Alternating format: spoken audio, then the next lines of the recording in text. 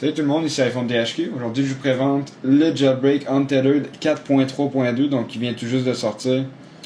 Ça permet dans le fond, vous saviez déjà qu'il y avait un Jailbreak Tethered 4.3.2 qui était la version Redsn0w 0.9.6 RC12, mais aujourd'hui c'est la version 0.9.6 RC13 qui est sortie, donc qui permet le Jailbreak complet, donc Untethered pour le 4.3.2 sur les appareils suivants, donc compatible avec iPod Touch 3e génération, 4e génération. En ce moment, l'iPhone 3GS fonctionne super bien. L'iPhone 4 et quelques bugs, ça fonctionne pas avec l'iPhone 4, mais d'ici quelques heures environ, ça devrait être réglé. Donc, vous regardez la vidéo, là, ça devrait être complètement réglé. Vous pouvez la regarder soit dans la notation juste en ce moment que vous voyez. Donc, s'il marque iPhone 4, ça veut dire que c'est compatible. Puis dans la description aussi, il va être marqué si c'est compatible ou non iPhone 4, si on réussit à le régler ou non. Donc, iPod Touch 3G, iPod Touch 4G, iPhone 3GS, iPhone 4 bientôt et l'iPad première génération.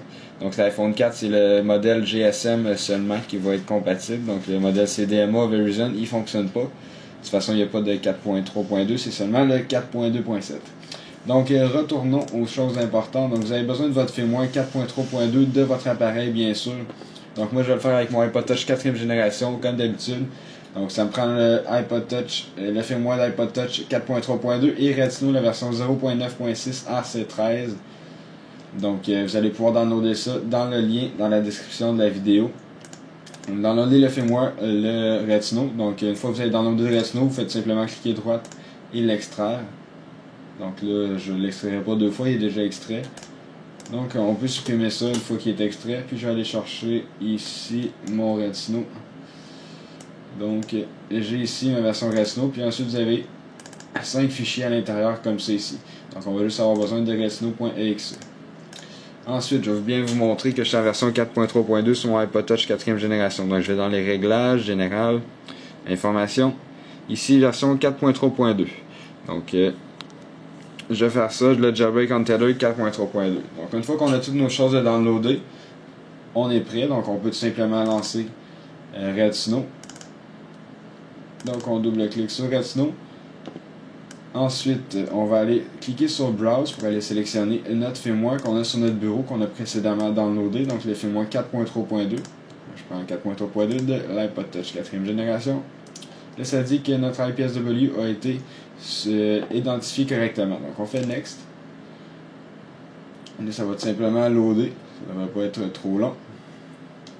Et ensuite, là on a des trucs à cocher, donc on coche Install Cydia puis Enable Battery Percentage pour l'iPod Touch, je vous le conseille, c'est le fun d'avoir le pourcentage de la batterie.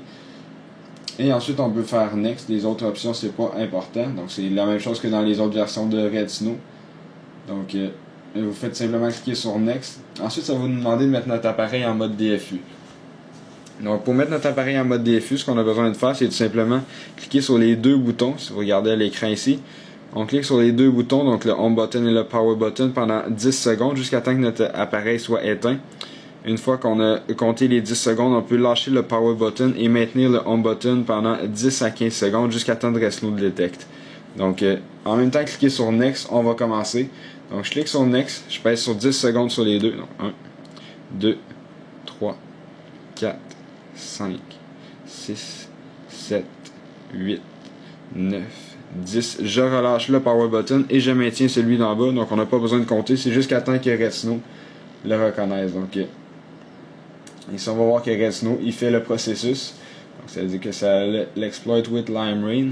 Donc on peut tout simplement lâcher le home button et là on va voir que ça fonctionne correctement. Donc je vais vous dire une information, si jamais vous avez des bugs pendant le uploading RAM disk ou le waiting for reboot ou n'importe quel bug avec ça, je vais vous dire comment le régler. C'est sur Windows que vous allez avoir des bugs comme ça, que c'est probable. Sur Mac, il n'y a jamais de bug comme ça. Mais sur Windows, il y a certains bugs, soit avec Windows Vista ou Windows 7. Donc une fois qu'il va être jailbreaké, qu'on n'aura plus besoin de Redsn0w, en fait on n'en a plus besoin. Donc on va laisser travailler notre appareil. Je vais vous montrer comment régler ça si jamais vous avez des problèmes, que ça bug pendant le jailbreak avec Redsn0w. Donc, vous faites simplement cliquer droite sur l'application. Vous allez dans les propriétés de l'application Redsn0w. Vous allez dans compatibilité. Puis vous faites rouler l'application en tant que Windows XP Service Pack 3. ou Service Pack 2, l'un ou l'autre, ça fonctionne très bien. Moi je prends Service Pack 3 toujours. Et vous faites Run this program as an administrator. Donc le rouler en tant qu'administrateur. Vous faites appliquer. OK. Fait que là, quand vous allez le lancer, prochaine fois, il va vous demander de l'exécuter comme ça en tant qu'administrateur, puis il devrait fonctionner très bien. Donc c'est juste pour ça, pour vous informer. Donc moi j'ai pas eu de bug, ça se peut que vous ayez pas de bug non plus. Donc on le laisse travailler, maintenant ça se déroule sur l'iPod Touch ici.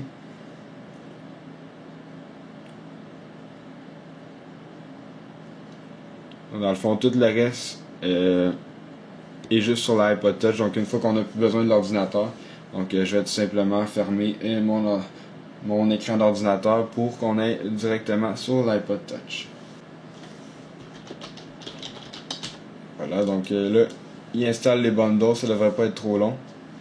On voit ça à load et ça devrait bien se jailbreaker comme il faut. Et voilà, donc là, il reboot.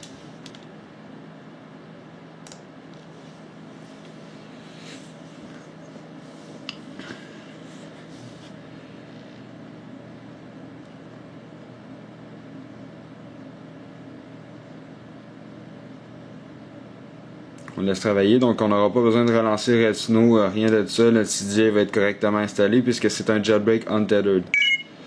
Donc là, on entend le petit bruit pour dire qu'il va bientôt allumer. Et voilà. Donc on a tout simplement à déverrouiller. Puis on va voir qu'on a bien Cydia ici. Donc je vais juste me connecter à mon Wi-Fi. Mon superbe Wi-Fi, this is a virus. Pas bien long.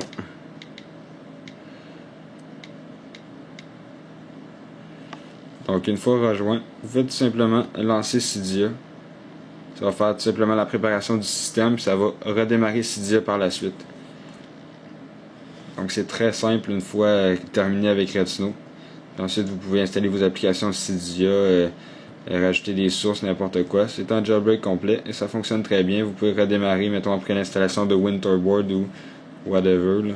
Vous pouvez redémarrer votre appareil. Donc on va juste laisser ça rouler, puis je vais vous montrer que Cydia fonctionne très bien. Et ensuite le jailbreak est complet et terminé. Donc je voulais vous parler aussi des unlock. Donc ceux qui ont besoin d'un unlock, ne pas augmenter en 4.3.2 tout de suite parce que vous allez perdre votre baseband. Dans le fond, vous pouvez pas préserver votre baseband avec Red Snow. Donc vous devez attendre soit Poundage Tool sur Mac ou Snowbreeze sur Windows qui va vous permettre de préserver votre baseband et d'ensuite pouvoir le désimlocker avec Ultra Snow. Parce que si vous augmentez votre baseband, aucun moyen de retourner en arrière à ce jour. Donc je relance Cydia, sélectionne whatever, utilisateur, développeur. Donc ensuite on va sur Cydia, ça fonctionne super bien. Puis on peut installer des applications sur Cydia.